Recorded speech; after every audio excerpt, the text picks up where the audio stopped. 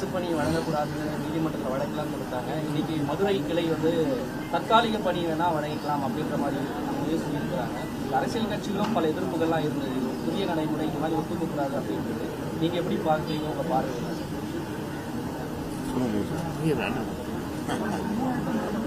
முதல்வரை இன்னைக்கு அங்கே போயிருக்கோம்.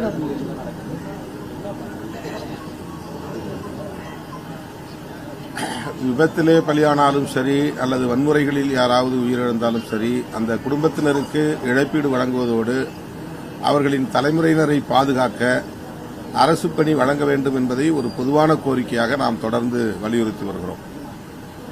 ஒரு கட்சியினுடைய மாநாட்டில் அல்லது பொதுக்கூட்டங்களில் இதுபோல சிக்கி உயிரிழந்தவர்களுக்கு அரசு பணி தரலாமா என்கிற கேள்வியை இப்போது எழுப்பியிருக்கிறார்கள். இதை ஒரு கட்சி சார்ந்தவர்கள் என்று பார்ப்பதை விட பாதிக்கப்பட்டவர்களுக்கு அரசு உதவ வேண்டும் என்கிற ஒரு பார்வை முக்கியமானது. இது விக்டிமாலஜிக்கல் ஆஸ்பெக்ட் என்று அதை சொல்வார்கள். அது யாராயிருந்தாலும் எப்படி இருந்தாலும் அவர்கள் குடிமக்கள் தான். ஆகவே தமிழ்நாடு அரசு அவர்களுக்கு மட்டுமில்லாமல் இதுபோல பாதிக்கப்படுகிற யாருக்கும் அரசு பணி வழங்குவது என்பதை ஒரு நடைமுறையாக கொண்டு வருவது நல்லது என்று நான் கருதுகிறேன். ஏற்கனவே எமது கட்சியின் சட்டமன்ற உறுப்பினர் எஸ் பாலாஜி அவர்கள் கடந்த சட்டமன்றத்தில் அந்த ஆட்சியின் போது இந்த கருத்தை வலியுறுத்தி பேசியிருக்கிறார். எனவே இதனை கட்சி சார்ந்தவர்கள் கட்சி சாராதவர்கள் என்றெல்லாம் பார்க்காமல் குடிமக்கள் பாதிக்கப்படுகிற போது அவர்களின் வாழ்வாதாரத்தை பாதுகாப்பதற்கு எந்த வடிவிலாவது அரசு உதவ வேண்டும் என்கிற பார்வை அவசியமானது. இது அரசு பணி, தற்காலிகமான பணி அல்லது நிரந்தர பணி என்றோ எப்படியோ அவர்களின் வாழ்வாதாரம் முக்கியமானது. ஒரு உயிரை இழந்து நிற்கிற குடும்பம் எந்த அளவுக்கு டிஸ்ஆர்கனைஸ் ஆகுங்கிறத புரிஞ்சுக்கணும். அந்த அடிப்படையில் இதை அணுக வேண்டுமே தவிர இது டிவிகே நிகழ்ச்சி, அதில் செத்து போனவங்களுக்கு ஏன் கொடுக்கணும் அப்படிங்கிற மாதிரி பார்க்கறது. எந்த கட்சியில எப்போது ஒரு உயிர் இழந்தாலும் அந்த உயிரிழந்த குடும்பத்தினரின் நலன்களை கருத்தில் கொண்டு அரசு நலத்திட்டங்களை செய்வது அவசியமானது. அது அரசு வேலைவாய்ப்பாகவோ அல்லது வேறு வகையிலோ அந்த குடும்பத்தினரை பாதுகாக்க வேண்டும் என்பது ஒரு நல்ல அணுகுமுறை, நல்ல முடிவு என்றுதான் நான் கருதுகிறேன்.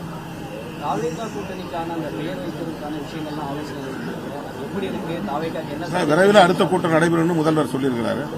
அடுத்த கூட்டத்தில் அது இறுதி செய்யப்படும்.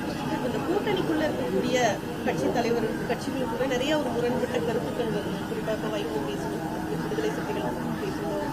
அதே போல நேற்று கூட்டணி கட்சி தலைவர்கிட்ட யாருக்கும் முரண்பாடு கிடையாது. ஊடகங்கள் அவசர கதியில சில தகவல்களை நீங்க முன்முடிவு எடுத்து அதை பரப்பி விடுகிறீர்கள். கேட்கிற கேள்விக்கு அவர்கள் பதில் சொல்லுகிறார்கள், அவ்வளவுதான். யாருக்கும் எங்க கூட்டணி கட்சிகளுக்கு இடையில எங்களுக்கு இடையில எந்த முரண்பாடும் கிடையாது, எந்த குழப்பமும் கிடையாது. நீங்க என்ன ஒரு ப்ரொபோசல் தாவேக அரசோட இணைந்து செயல்படுறதுக்கு? ஏன்னா காங்கிரஸ் தேசிய அரசியல மிக முக்கியமா இருக்கு. தமிழ்நாட்டிலும் பல பங்களிப்பு, உங்களுடைய பங்களிப்பும் தமிழ்நாட்டில் பல போராட்டங்கள் இயக்கங்கள்ல இருந்துட்டீங்க.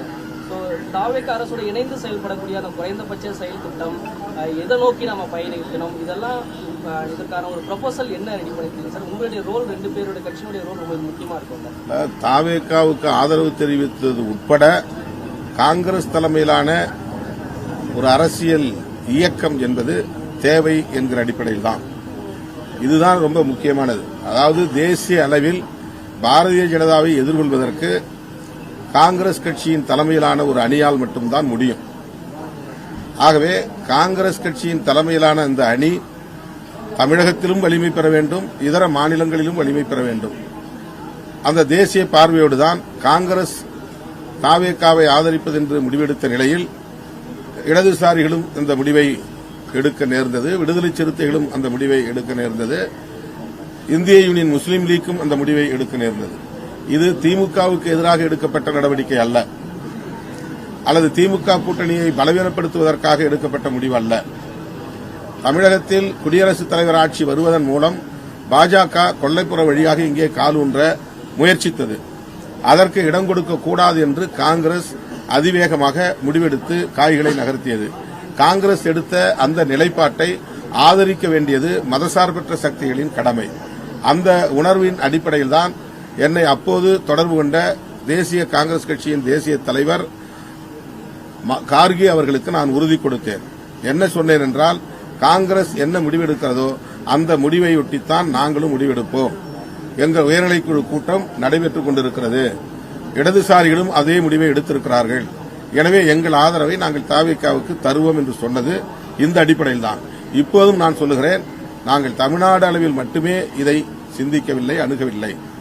தேசிய அளவில் பாரதிய ஜனதா நாளுக்கு நாள் வலிமை பெற்று வருகிறது. மாநில கட்சிகளை சீரழித்து வருகிறது.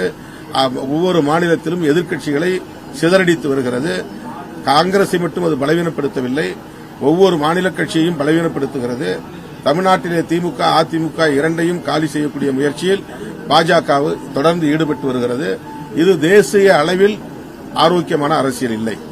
ஆகவே பாஜகவை எதிர்கொள்வதற்கு அல்லது பாஜகவின் சதி அரசியலை முறியடிப்பதற்கு காங்கிரஸ் தலைமையிலான அரசியல் இயக்கம் என்பது தவிர்க்க முடியாத ஒரு தேவையாக மாறுகிறது. அந்த அடிப்படையில் தான் நாங்கள் இப்போதும் முடிவெடுத்திருக்கிறோம். இணைந்து நிற்கிறோம், இணைந்து இயங்குவோம்.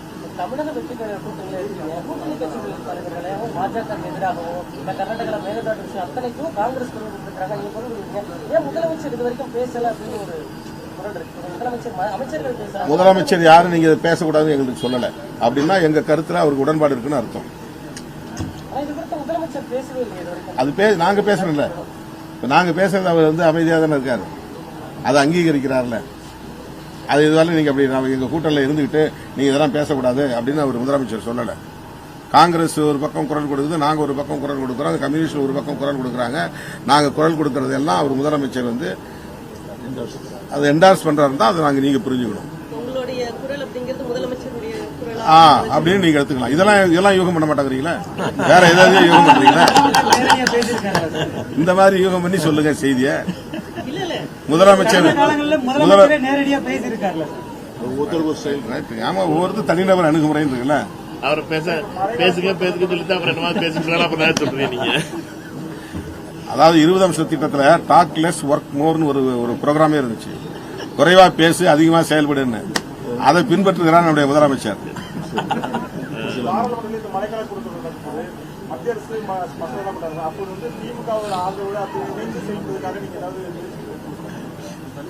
அவங்களும் அவங்க நீண்ட நெடிய பாரம்பரியம் உள்ள ஒரு அரசியல் கட்சி. அவங்களுக்கு தெரியும் எந்த நேரத்தில் என்ன முடிவு எடுக்கணும், யாரு கூட நிக்கணும் அப்படின்னு.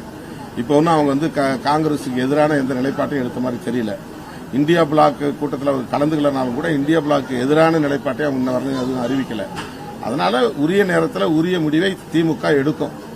அது நிச்சயமா தேசிய நலன்களுக்கு உகந்ததா இருக்கும், காங்கிரஸ் எடுக்கிற முடிவோடு இயைந்ததா இருக்கும் அப்படின்னு நான் நம்புறேன்.